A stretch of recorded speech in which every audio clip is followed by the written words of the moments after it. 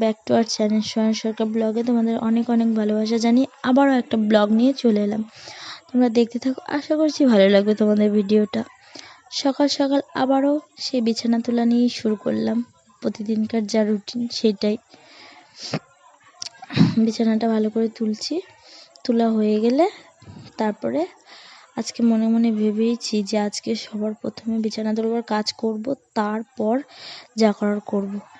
নাহলে এইসব কাজগুলো যদি আগে না করি না, পরে করতেও ইচ্ছা করে না। সত্যি আজকে মনে মনে ঠিক করছি আলনাটা ভালো করে গুছাবো, তারপর অন্য কাজ করব, তার আগে অন্য কাজ করবো না। কতদিন ধরে ভাবছি যে আলনাটা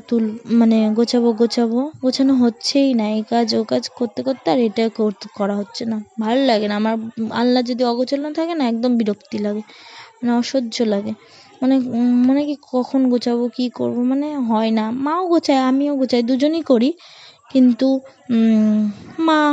মায়ের শরীরটা অতটা ভালো ছিল না, তার জন্য মা পারেনি করতে, আর পড়েছিল, আর আমারও হয়নি করা কোনোভাবে।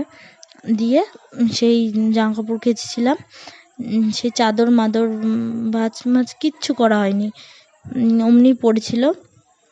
দিয়ে আরও এর জন্য বিরক্তি লাগছিল, চেয়ারের মধ্যে সব মানে ঢাই বোঝাই হয়েছিল। দিয়ে তারপরে আলনাটা যাই হোক গোছানো হলো। দিয়ে তারপরে আলনার চারপাশে এত ধুলো পড়েছে, সত্যি বিশ্বাস করবে না। মানে আমাদের বাড়ি যত ধুলো ময়লা সব ভালো লাগে না। দিয়ে ধুলোগুলো সব মুছলাম, সুন্দর করে কমপ্লিট হলো। আলনাটা তাও পরিষ্কার পরিচ্ছন্ন হয়ে গেল। তারপর আর আমার ধুলোতে হাত দিলে বিশ্বাস করুন আমার এত অ্যালার্জি, মানে প্রত্যেক দিনই আমার অ্যালার্জির ওষুধ খেতে হয়। তারপর যদি আমি ধুলোতে হাত দিই, আমার হাঁচি দিতে দিতে সেই দিনটাই পুরো মানে হয়ে যায়। তারপর আমি যখন ভেবেছি যে আমি ধুলোতে হাত দিয়েছি, একবারে আমি টেবিলটাও পরিষ্কার করব। মানে টেবিলটা 2 দিন আগে পরিষ্কার করলাম, তাও আবার নোংরা হয়ে গেছে। ভালো লাগে না, আর পারা যায় না এই টেবিল মেবিল করতে করতে। তারপরে এই ফুলগুলো যা মানে ধুলো পড়ে, একটা একটা করে ফুল মুছতে মুছতে কত যে টাইম লাগে। যাদের বাড়ি এই ফুলগুলো আছে তারাই বোঝে যে মানে কত জ্বালা এগুলো পরিষ্কার করে রাখা। দিয়ে টেবিলটা আমার পরিষ্কার হয়ে গেল।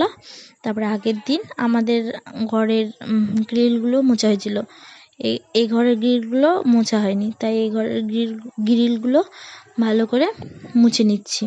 মোছা হয়ে গেল কমপ্লিট।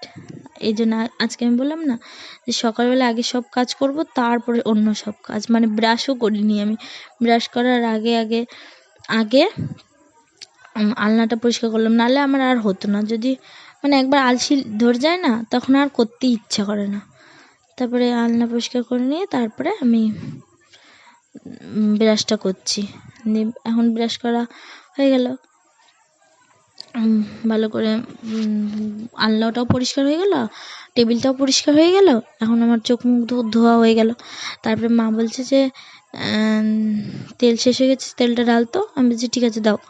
তারপরে তেলটা ঢালছি। আমরা হচ্ছে রিফাইন তেল খাই, তাই সেটাই তোমাদেরকে দেখাচ্ছিলাম। এই দেখো যে আমরা বেস্ট চয়েস তেলটা খাই। তোমরা কে কী তেল খাও অবশ্যই কমেন্টে জানাবে।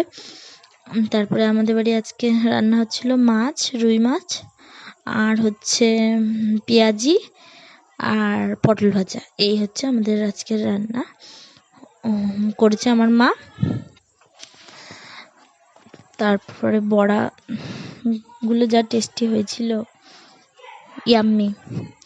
তারপরে আমি আবারও ওটস বানাচ্ছিলাম, সেটাই তোমাদেরকে শেয়ার করছিলাম। আগে আমি একদিন ওটসের রেসিপি দেখিয়েছিলাম, কিন্তু ওটা মশলা ওটস ছিল, ওটা বানানো খুবই সহজ, কিন্তু এটা একটু কঠিন। তাও এটাই ভালো লাগে। আর মশলা ওটস আমার কাছে একটু টক টক লাগে, আমার ভালো লাগে না। আর এই ওটসটা তাও ভালোই লাগে। এটা এমনি নর্মাল ওটস। এটা হচ্ছে ডাল, পেঁয়াজ, রসুন এগুলো দিয়ে করব আজকে, মানে করছি। প্রথমে তেল দিয়ে, তেলের পর আর লঙ্কা, পেঁয়াজ, রসুন সোমবার দিয়ে, তারপরে ওর মধ্যে একটু মানে ডালটা আগে থেকে ভিজিয়ে রেখেছিলাম, ডালটা দিয়ে দিলাম, তার মধ্যে ওটস দিয়ে দিলাম। তারপর লবণ, হলুদ সব দিয়ে নাড়াচাড়া করে ভালো করে, তারপরে এখন জল দিয়ে দিলাম জল।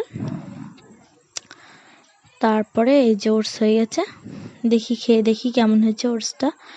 ওটসটা খেয়ে। আজকে একটু নুন হয়ে গেছে বেশি ওটসটায়। ভিডিওটা ভালো লাগলে অবশ্যই লাইক, কমেন্ট, শেয়ার আর সাবস্ক্রাইব করে দেবে।